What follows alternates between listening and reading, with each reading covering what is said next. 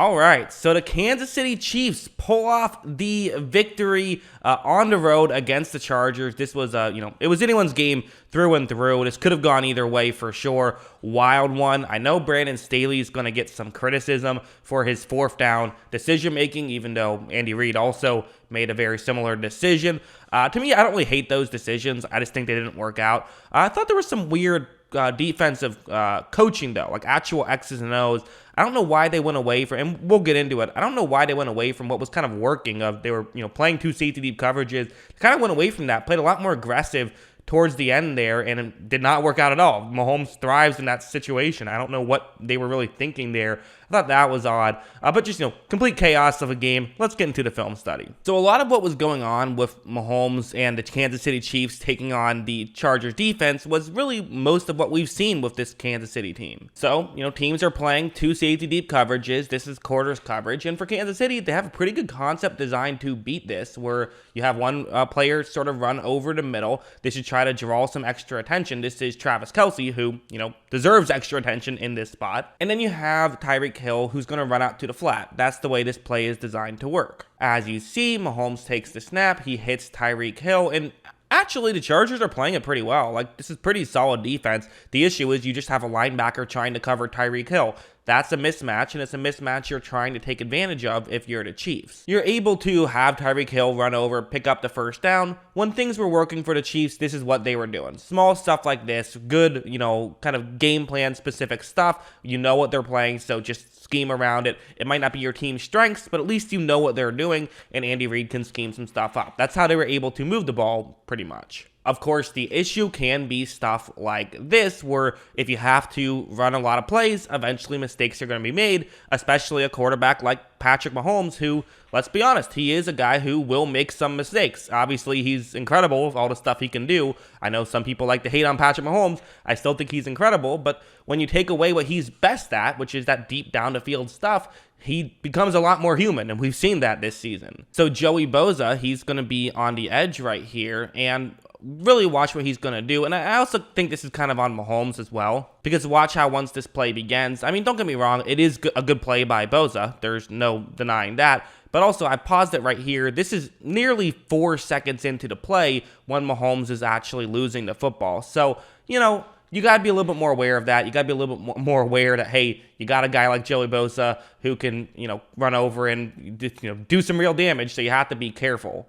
As you see, it's going to end up getting fumbled and recovered by the Chargers there. So again, that's the pros and the cons. It's easier for this little stuff to happen, but eventually mistakes will be made if you have to run a lot more plays. That's kind of the, logic for Kansas City. Meanwhile, on the flip side, I swear, this Chiefs defense, they're just different when they play zone versus man. This is such a good man coverage team, and when they play zone, it's just not the same. On this play, they are going to play a cover 3 zone, and the Chargers, it's going to be play action, so admittedly, I am kind of picking out a good play designed to beat zone coverage, so it kind of works both ways here, where you have a receiver who kind of runs a deep route, takes away the safety, another one comes over the middle and has a good chance of getting open, especially with linebackers moving in due to the play action. Look at how when Herbert takes the snap, you run to play action, he is going to get rid of this ball, and it's just relatively easily open. So you had some plays like that.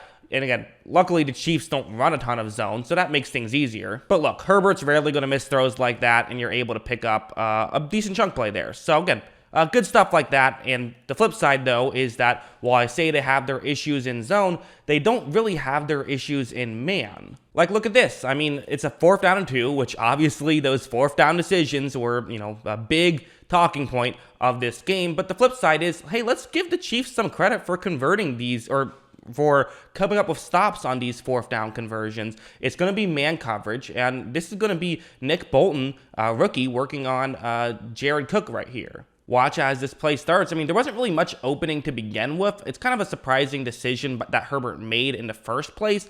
I kind of get it because, it's the logic of, I'm just going to make this throw. I like the matchup and hope my guy can win it. But the flip side is, hey, if it's not open, you're Justin Herbert. Make something happen, especially against man, where if you can find a running lane, you could pick up the first. But nevertheless, Part of me does also feel that way about, like, okay, we can sit here and blame Brandon Staley for going for it all these times, but hey, Chargers, how about convert a couple of them? That's the flip side. Now, we did see some, well, I'm maybe being a bit, oversimplifying things when I say that all we saw was like quarters coverage from the Chargers. That's not the case. Like, this is going to be a cover 3 zone blitz. They did certainly mix things up. That's what they're going to do here.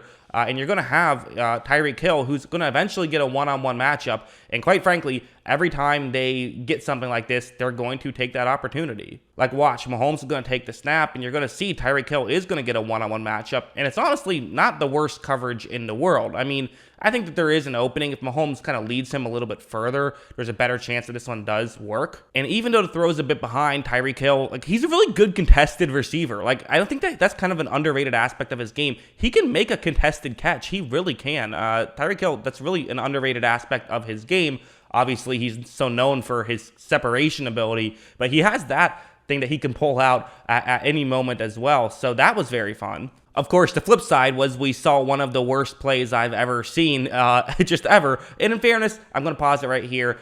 It's not as bad when you actually look at the replay. Like, I thought they did a good job on the broadcast footage of showing Mahomes kind of not really getting a great grip. He's just never going to have a good grip on the ball. That's what's going to happen. Basically, the way this works was, McCole Hardman, that's the guy on this play, who he started off in motion to the offense's right, but now is going to the offense's left. Because of this, the corner in charge of covering him is just not as close to the top of the screen as Hardman is. This is going to be open, but it's not going to be open for very long. So I understand why Mahomes wants to rush this throw. He's just not going to get a good grip on it. Watch, I mean, he just catches it, and look at how he just throws it immediately. Kind of weird, because it felt like he had a little bit more time that it was in his hands. He just didn't get a grip on it, rushed it, and threw it into the dirt. It's very funny. There's no denying that. So again, kind of just more fourth down woes here in this one. Also, this one was another kind of one of those Patrick Mahomes mistakes, if you want to call it that, fluky errors going against the Chiefs, whatever you want to call it. The way this play works is the Chargers are showing blitz here, so it's probably going to be man coverage, and the Chiefs have a concept that can beat man coverage. It's pretty simple, really. I mean, you have just a couple players who are lined up to your offense's right, run over the middle, and then your halfback's going to kind of run out to the flat. That's the way this play is designed to work, and it can be pretty effective. Right when this play begins, you notice that, I mean, quite frankly, if Mahomes gets it over, this is a first down. Because keep in mind, 3rd down and 2 right here. So it's an important play to get this first down, and you are currently losing. It's just going to be kind of one of those, in my opinion, this is a fluky play that went against them. I mean, look, that's just going to be an incredible job to get that interception, nearly a pick 6 right there. So you can blame Mahomes if you want to. I don't know. I don't really put too much blame on him for this one. I think it's kind of more fluky. But again, that's just my opinion. And then he would at least make up for it with some, impressive plays, albeit kind of weird plays to, tie the game up 21-21. So, yeah, that's what I thought. What did you guys think? Let me know in the comments below. Always love hearing from you. Of course, as always, thanks for watching.